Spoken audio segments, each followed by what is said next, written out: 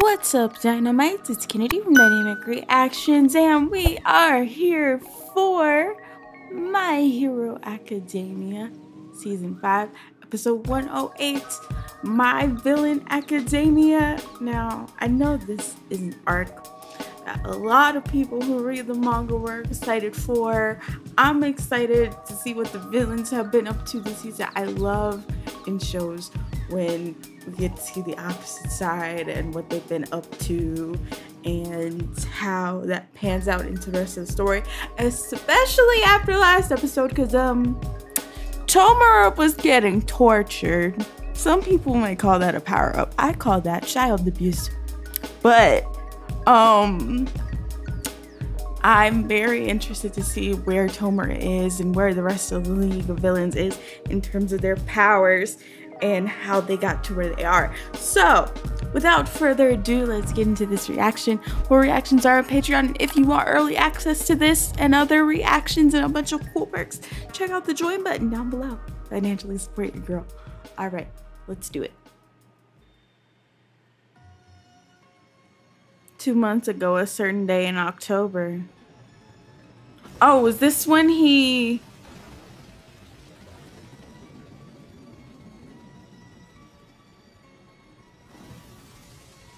crashed down?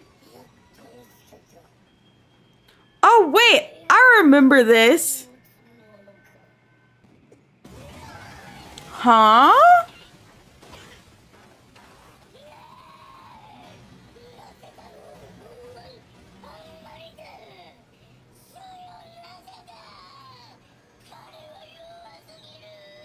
Okay.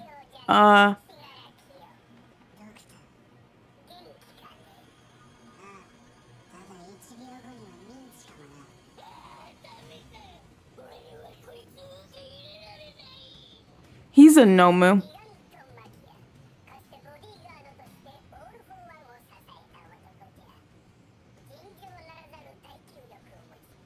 Yeah, he's a Nomu, I can tell. He doesn't look like a very nice present. Oh my god.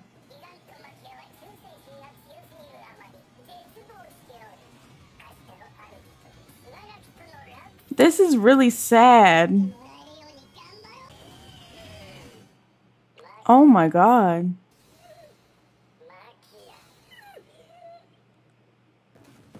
Was that a trigger word? That's exactly what that sounded like.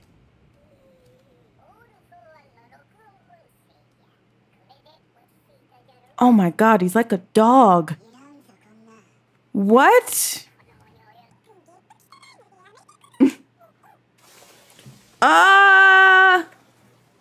Ew, ew, ew, gross. Ew.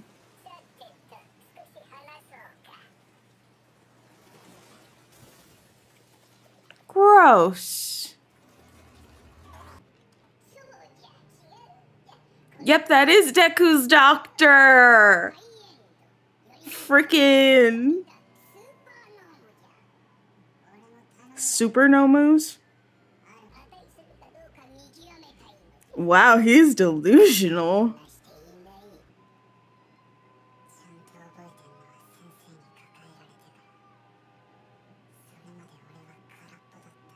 Because of trauma.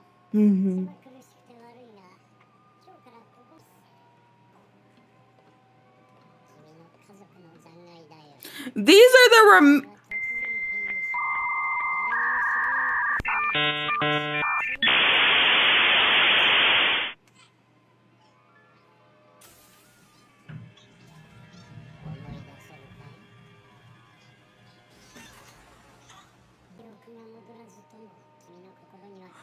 trauma!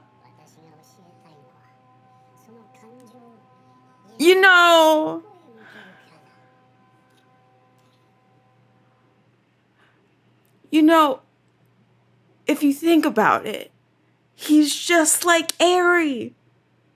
A quirk that's scary when you're a child because you don't know how to control that power. You can erase people from existence.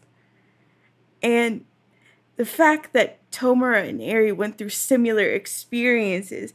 However, Deku and them got to Eri early enough to where she wouldn't turn out like Tomura or worse. Wow. Oh my God, all those hands. Trauma. And the fact that he keeps them on his body. Oh my.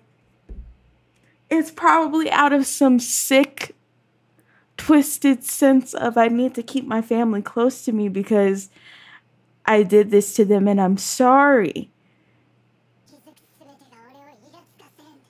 He's brainwashed so hard. Ooh. Music.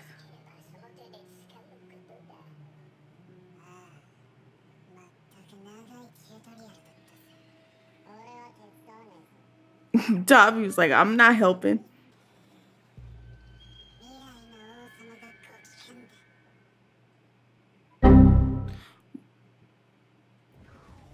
It took me a minute to process that. He just addressed the audience. Wow, 48 hours.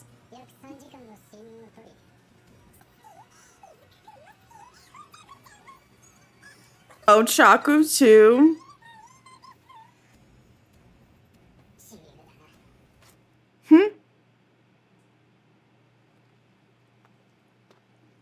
I didn't know she loved Ochaku.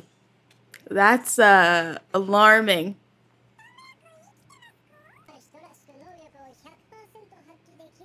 My hero getting dark, bro. Now we're bleeding into movie territory.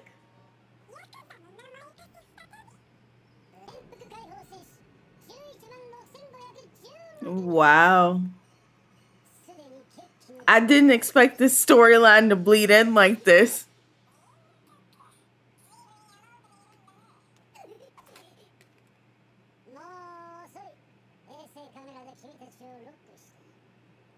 Of course, there's a rich man behind all this Meta Liberation Army stuff.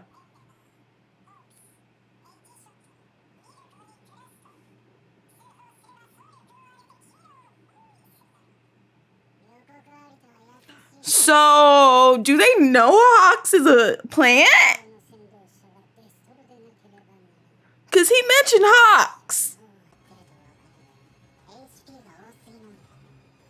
The way that he talks in video game lingo, though.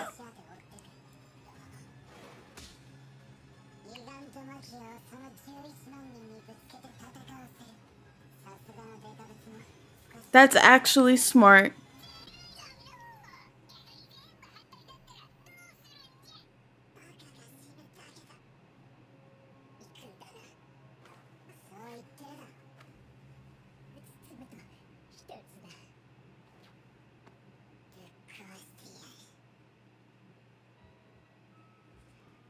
Oh my God, I wanted this to continue. This is so much. Okay, so let's watch the preview real quick.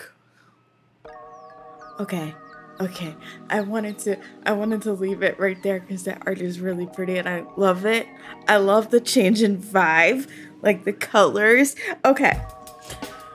First of all, the fact that Tomura was that traumatized as a child is heartbreaking. We already talked about that in the middle of the break.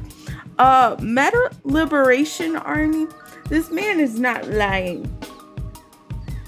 And I'm not surprised that he's a rich dude in charge of all this. Because it had to be somebody with resources for the Meta Liberation Army to number in 100,000 or however many was in the book that Hawks gave Endeavor. I have questions now. Do they know that Hawks is a plant? Because this was months before Hawks even came in. And Tomura and them are not dumb. He's traumatized, but he's not stupid. So I wonder if they're feeding Hawks information for another purpose, for a misdirect, for something. Or if they want him to know about the Meta Liberation Army so that they can plan ahead of time and away from whatever Hawks is planning. But this is just getting more and more interesting by the day. Like, I can't get over Tomura as a child and the reason why he has hands and stuff on him. Like, oh my god, it makes my stomach churn. Like, that would be like taking the remains of Eri, if she was capable of producing remains, taking the remains of her parents that she erased from existence and putting them on her and being, hey, you have to keep these people on you forever. And like, I get that in his inner child, it sort of provides him a sense of comfort. However, his conscience, it seems, has also blocked that out because it was too much pain for him to bear consciously. And so now every time he has these hands on him, like, the anger wells up because he's angry at himself for killing his parents as a child when it wasn't really his fault, and not knowing how to control his quirk, to like doing all that other stuff. Like, All For One literally brought him in, triggered him because he probably forgot what he did, because our brain can't process trauma like that, especially when you're young. Like, this is heartbreaking. It's wild and it's dark and it's crazy. Like, Eri's arc was dark. Eri's arc was like the appetizer to this arc. They literally said, oh, you thought that this was bad? Wait till you hear about Tomura Shigaraki. It's just a lot. It's a lot. And I can't wait to see what happens next. I have a feeling I'm going to enjoy this arc and it's going to rip me up emotionally, but I am ready. So, thank y'all for watching this episode of My Hero Academia with me. If you're new here, don't forget to like, comment, and subscribe. I react to My Hero Academia every single Saturday, so be sure to turn on notifications for that. If you want to support the channel monetarily, you can do so by checking out the join button down below, getting early access and a bunch of other cool perks to these videos and all my other videos. Or you can check out the Patreon for full reactions to My Hero Academia, starting at that $4 tier. Special shout out to my patrons, my mother. Their support is so appreciated, as is yours. And yeah, also don't forget, we're live on Twitch every single Monday, Wednesday, Thursday, and Saturday at 2 p.m. Eastern. So be sure to check out that link down below. We're live on YouTube during that time as well. And yeah, don't forget to leave me your thoughts. I will see you guys on the next one. Peace out.